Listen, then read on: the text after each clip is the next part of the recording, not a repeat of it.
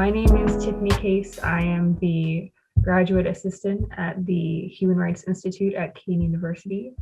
And today I am joined with Hank Kaplowitz, and we are going to be discussing the psychology of anti-Semitism. So the first thing I'll say is thanks for having this conversation with me. My pleasure. And we should know a little bit more about you, actually. So my first question is, what is your position and place at Kean, or your history with Kean, and as well as your academic background? Well, my PhD is in social psychology. And over the course of my many years as a social psychologist, I've done research in personality traits and how they affect social behavior. In particular, looking at how personality affects such social behaviors as prejudice, and doing other things like social psychology of the classroom and education. I taught social psych at the undergraduate and doctoral level at Kean for 45 years. And I was founding director of the Human Rights Institute, putting my background in social psychology to really a good use, I thought. And I believe it still is continuing to do excellent things on campus. I was the founding director of the Human Rights Institute, and when I retired, the Board of Trustees gave me the honorary title of Professor Emeritus. So that's my career at Kean College. Originally, when I came, it was Newark State College, then Kean College, and now Kean University. I'm so very proud of it. Yeah, that's really interesting because like the purpose of the HRI podcast is two things. It's to talk about issues relating to like human rights, and then also to connect us to the Kean faculty and students, like the Kean community, which is ironic because you already like the Human Rights Institute really well already, but I find that interesting. But you're also like perfect person to talk to about this because this is social psychology. We're talking about personality. We're talking about what influences this. So the second question is, what is anti-Semitism, and your knowledge of the history of anti-Semitism? I think most people are like very familiar with this, but I think most people would agree that there are very few groups historically and in the modern world that have more of a difficult time being accepted in society as the Jews. There are many groups like the Roma people in Europe who are greatly discriminated against. They have been historically as well. There are some groups, and we are seeing a revival in hate speech, hate groups, and the new appearance of neoconservative ideology that does embrace anti-Semitism in some parts. So I'll let you talk now. Okay. Well, you start off, what is anti-Semitism? And defining it used to be a very contentious issue. On the one hand, you might have some very overly sensitive Jewish people who would label anyone who disliked them as being an anti-Semite. And on the other hand, you would have some rabid Holocaust-denying Jew haters who would refuse to accept the label that they're being anti-Semitic. They would just simply say that they're telling it like it is from their perspective. And so a definition was strongly needed. And thankfully, we now have a working definition of anti-Semitism and some illustrative examples of what it is that have been endorsed by 20 nations, including the United States, the United Kingdom, Germany, France, and Spain, as well as organizations like the UN and the European Union and the Organization of American States. The working definition was developed by a group of nations coming together at the International Holocaust Remembrance Alliance. And if you don't mind my reading, I'll read that definition to you. And that is, anti-Semitism is a certain perception of Jews which may be expressed as hatred toward Jews. Rhetorical and physical manifestations of anti-Semitism are directed toward Jewish or non-Jewish individuals and or their property, or Jewish community institutions and religious facilities.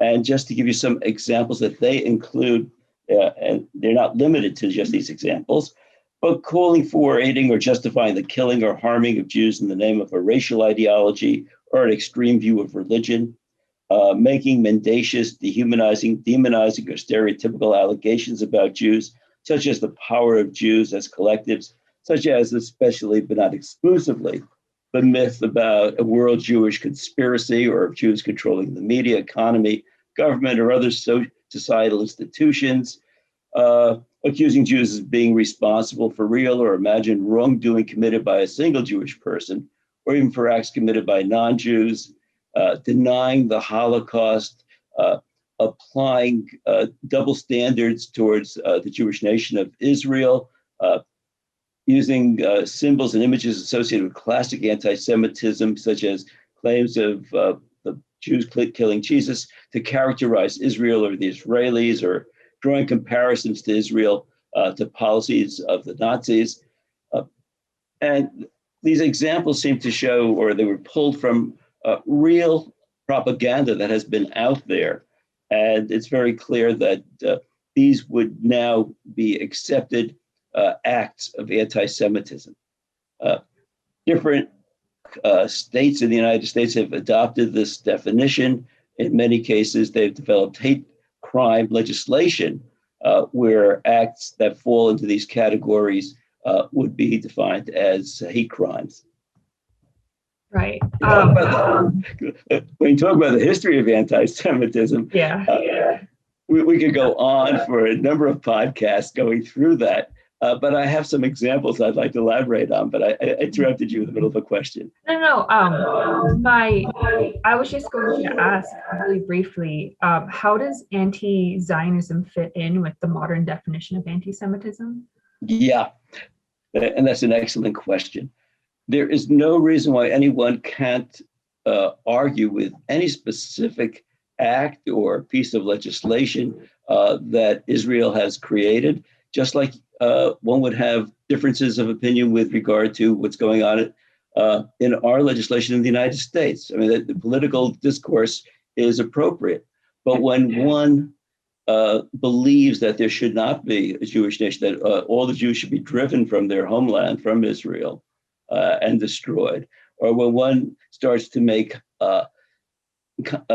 applications of Holocaust imagery towards what goes on in Israel, that sort of thing goes over the borderline, and we, based on the definition, we now consider that anti-Semitic. There is a perspective called boycott, divestment, and sanctions against the state of Israel, BDS, as it's referred to. And the belief is that attempting to promote actions against the state of Israel that are not promoted against any other nation is, in fact, anti-Semitic. Okay. Yep. Great. As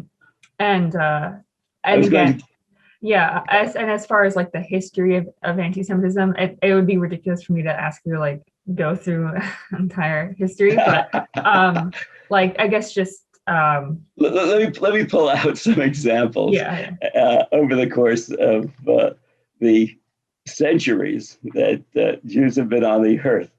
Okay, in terms of the history, we can go back to the Old Testament and read about the Egyptian enslavement of the children of Israel and the decree that every newborn male should be thrown into the Nile River. That's perhaps one of the earliest documented examples of genocide. The term genocide was not created until the 1940s. The failed genocidal attempts by the Midianites and the Amalekites to destroy the Jews in the desert on their way to the Promised Land. In the book of Esther in the Old Testament, it revolves around the failed plan of the king of Persia's right-hand man Haman to annihilate every Jew in the empire of Persia. Jumping a couple of centuries to the Middle Ages, we find crusaders slaughtering Jews and Muslims in Europe on their way to the Middle East, where they engaged in their holy war to capture the Holy Land. In this case, it was a matter of religion, as opposed to just a hatred of a different group that led to this anti-Semitism. Hmm. In the Middle Ages, we have examples of the bubonic plague, the Black Death, sweeping through Europe. And there, oftentimes, Jews were accused of causing the Black Death by poisoning the wells. And many Jews, thousands of Jews, were put to death because of this belief. The people in those times, of course, didn't know. They based their hatred on the observation that the rate of infection was lower among the Jews than it was among the general population. And so the Jews got blamed for the Black Death. But what they didn't realize is that certain sanitary practices, such as Jewish law requires hand washing before eating and bathing on a regular basis, which was uncommon in the Middle Ages. That explained very easily. Sanitarians would tell you that would explain why the spread of the Black Death did not occur as frequently among Jews. Around the 12th century, blood libels began circulating around England to the effect that Jews would kidnap Christian children and drain their blood to make the Passover matzah, despite the fact that Jews aren't allowed to drink blood or eat blood. This led to regular massacres of Jews around Easter time, both in England and on the continent. And that continued for a long time. We refer to these as blood libels. Jumping to 1492, we have the famous Holy Inquisition that was started in Spain by Ferdinand and Isabella. Jews were forced to convert to Christianity or leave the country. And although many Jews converted, they secretly practiced aspects of Judaism. But if they were found out, they were put to death in very gruesome manners by the Inquisition, by the Holy Inquisition. Yeah. In Eastern Europe, where many people who fled the Inquisition settled, there were regular pogroms, that is, violent massacres unleashed against Jewish villages, many times with the blessing of the czars of Russia and the Orthodox Church. In fact, the Russian government promoted a forgery entitled The Protocols of the Elders of Zion. I don't know if you've heard of that book, but yeah, I have. One of the most famous conspiracy books. They promoted it in the early 1900s, which made the claim that there was a Jewish conspiracy to control the world. It was shown in England and elsewhere that it was a complete forgery. Passages lifted verbatim from the writings of Machiavelli and Montesquieu. Nonetheless, it was still widely circulated by the Russian Tsar before the Bolshevik Revolution, by the opposing German Nationalist Socialist Party, that's the Nazi Party, and by Henry Ford in his Dearborn Independent newspaper. So each group used this protocols as a way of trying to blame the problems of their own country on the Jews. And people accepted it. They read it, they accepted it, and they felt, yep, those Jews, they're to blame why I'm unemployed, or they're to blame why we're having revolutions, or why all sorts of terrible things are happening in this country. Of course, the Nazi Holocaust that resulted in the systematic murder of more than 6 million Jews in death camps and mass shootings during the Second World War is probably the most lurid example of genocidal anti-Semitism. About 2/3 of European Jews were killed. Hitler promoted a racist ideology. Here, in his case, it wasn't religion, but he considered the Jews a race, an inferior race to the Aryans, and his propaganda was based on the notion that Jews had to be destroyed because they were infecting, contaminating the superior Aryan race. I am wondering, was there actually, if I'm understanding history correctly, there seemed to be a shift during the 20th century from the religious basis of Jews towards the racial identification of Jews. But I don't know if maybe that was actually the way it always was as well, that like they were being persecuted on their religion and their race, or maybe just under, Hitler, it was just race. I'm just wondering if there's like a reason for this, like why in the ancient world, like there was so much tension between human societies due to like religious difference, but like in the 20th century, it was like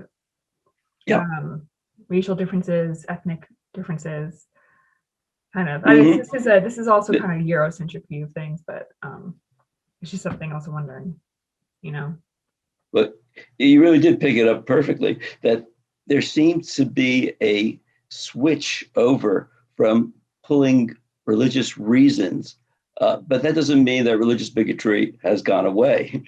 We still find people who, in the Muslim world, oftentimes in terms of radical Islamist propaganda, making the claim that it's a responsibility to convert people by the sword, be they Christian or Jews. So religious bigotry is still there, but it's moved more to a matter of conspiracies, that Jews are trying to control the world, and to racial types of differences. Now, biologists will tell you that we're all members of the human race, and that there's no such thing biologically as racial differences, that we all stem from the mother Eve, so to speak, coming out of Africa. But nonetheless, people like to believe that there are superior and inferior races, and it fuels racist identity. And we'll get into some of the theories that explain why people find that appealing. Right. Also, if we are something ironic about racial differences is that when talking about the Jewish people, I mean, specifically Ashkenazi Jews, as far as like American anti-Semitism, it's like, I guess, widely known that like Ashkenazi Jews are very well educated and like have success in finance, education, sciences. So there, if you want to go by IQ, well then if you organize the world by IQ, you're going to find that if the ones who have the highest IQ will be the ones who have the highest level of education. So it's kind of like you're going to vilify the Jewish people for something you yourself are obsessed with. It's like, it's so strange. But that actually does lead us into our third question. So what are some of the social psychological theories of prejudice and anti-Semitism in particular that you believe are relevant to the current upsurge in anti-Semitic incidents? Yeah, love that question. Yeah. That also is a course in its own right. But let me start off by defining what we mean by prejudice. We're talking about an attitude, and social psychologists it's very rare that we agree on anything, but we almost always agree that attitudes have three components to them. They have a thought or a cognitive component, the beliefs that we have about something, the feelings or emotions that we have towards something, and the behaviors that we engage in towards that particular thing. And there's a strong need for us to be consistent across all three of those components. So if I have a positive attitude towards a particular sports team, I'm going to have beliefs about their statistics, ideas about the quality of the way they play.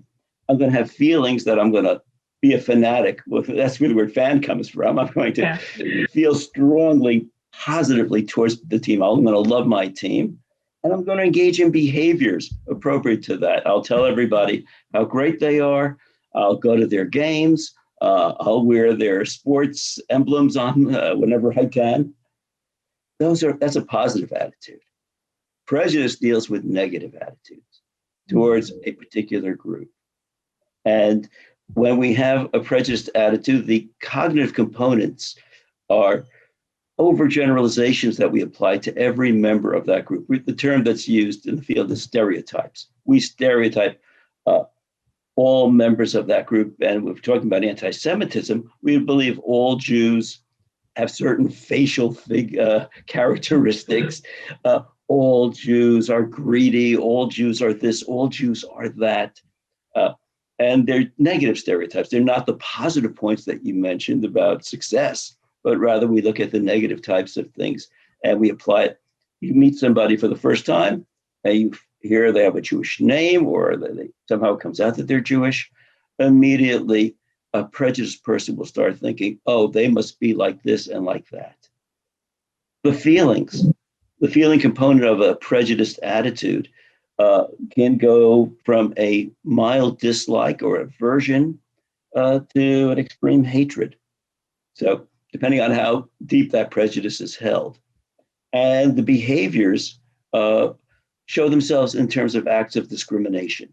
You treat members of that particular group differently. So, when people discriminate against Jews, it may be in terms of just simply avoiding them. It may be a matter of withholding jobs or other opportunities from them. It may be in terms of taking actions that even turn violent. And that's what we're seeing, an upsurge in terms of violence, scrawling of swastikas on synagogues, the actions of attacking people who are dressed like ultra-religious Hasidic Jews in various parts of the city. And we recently, over, I guess it's the last year and a half, have seen examples of actual killings going on in synagogues. People bursting in with automatic weapons in Pittsburgh and in Poway, California, trying to kill as many Jews as they can. Mm. That's the idea of prejudice. And the question comes up, where do these negative attitudes come from? What promotes these negative attitudes? And what I'd like to do is share some theories. There are a number of different theories, but I'm going to cover some of my favorite ones. And one of them is cognitive learning theory. What that theory claims is that the human brain is set up to automatically categorize things quickly into categories. That is adaptive, that for us to learn as children what is good and what is bad, what's dangerous or not dangerous. We learn very easily who is like me or my group and who is unlike me and my group. And if we explored every single thing about everyone that we met or every food that we could possibly put in our mouth, we wouldn't last very long. So it's adaptive that the brain is set up from the youngest child, from toddlerhood, if not earlier, to quickly organize things. What that leads to is an automatic, quick type of thinking. So when we come to meet someone new, we quickly want to organize that person into groups. Is it a function of race? Is it a function of gender? Is it a function of whatever categories that we learn? We will put that person in that group and start stereotyping immediately. The term that's used in the field is that we're cognitive misers. We don't like to spend a lot of time thinking and learning about new events, new people. We just want to pigeonhole people. And so we're prone to that type of prejudice. Plus, it was an adaptive type of response very early on in life. Daniel Kahneman won his Nobel Prize in economics. He's a social psychologist, but there is no Nobel Prize in social psychology, so I'm out of it. I'm out of the running. But seriously, though, Kahneman won his Nobel Prize by showing that, contrary to the previous belief that in economic theory that humans make rational decisions, we don't. We respond with quick automatic thinking, following certain biases. I tend to agree with that too. I don't think it's really about being rational. Yeah, he developed the theory of behavioral, or the whole field of behavioral economics, showing that not only do we think in very simplistic, quick, automatic terms, but we go looking for evidence that supports our biases. Yeah, motivated reasoning, right? Yeah, precisely. And exposure. We expose ourselves to the things that confirm our beliefs. That's called the confirmatory bias. Yeah. We totally disregard or forget or don't notice anything that would go against the biases that we hold. But every single example that supports it, we say, another example that I'm right. Right. If I'm ageist and I believe that all old people drive slowly in the fast lane, what I'm going to do is not notice the person driving that 70-year-old guy in the Porsche who just passed me. But what I will notice is the one old person. And I'll say, they're all like that. Yeah, exactly. So that's the cognitive learning theory, that we're prone to learn our biases and then to pick up evidence that supports those biases. So it makes it very difficult to unlearn them. Hmm. Another theory is called social comparison theory. And that's based on the principle of self-esteem, that we all need to promote our own self-esteem. And one of the ways that we promote our collective self-esteem is by looking for evidence that supports that our group is superior to another group, which requires us to engage in downward social comparison, to always have some group that we could look down on to make us feel good about ourselves. One of the notions of the social comparison theory is that if a government keeps a certain group down, that makes the majority of the people in that nation feel good about themselves. So it's always good to have a scapegoat. People will readily accept the notion of a scapegoat. You might even ask, in a country as rich as ours, why do we have homelessness? Yeah. And the more cynical people who support this theory would say that, well, the government doesn't do everything that it can do to stop homelessness because it makes the people who are just one step above very, very comfortable with their status because they have somebody that they can look down on. Hmm. Yeah. Hmm. Some of the research that from this perspective that's been done at UCLA has shown that if you take college students into a room and you randomly, and they know it's pretty much randomly, that you divide them up and then you separate them, and then you ask them questions about their group versus the other group, they automatically feel that their group is superior to the other group, even though they have no basis to believe that. Yeah. This one is an interesting one. It's like, it's also a bit, it does kind of elicit kind of a cynical view of people that we might require to look down on others. Then again, I guess the other side of it is, why do some people escape that? Like, why do some people not really seem to? Maybe it's like a scale, right? Maybe like Yeah. you can, on one end, you might have very little bit of this, you might have very little just predisposition to categorize the world this way. But maybe on the other end, you might have some people who are very, very prone to needing to do that. What you're getting into, and social psychologists and sociologists always argue about this. Uh-huh. The sociologists tend to look at general tendencies among groups of people. And social psychologists oftentimes say, well, aren't there personality differences, individual differences in the tendency for this to occur? And both are right. We can find in general that people will act in a particular way. But as we start looking at personality traits or individual life experiences, what we find is that, there are individual differences and perhaps certain education experiences. Perhaps a human rights institute can help promote the tendency for people to recognize why individuals use scapegoating or use downward social comparisons and try to educate individuals against doing that sort of thing. The other point, of course, is the more you deal with people who are diverse, the more you stop segregating yourself from people who are diverse. Right. The greater the tendency to recognize that, hey, we're all very similar, and there's no reason to engage in downward social comparisons.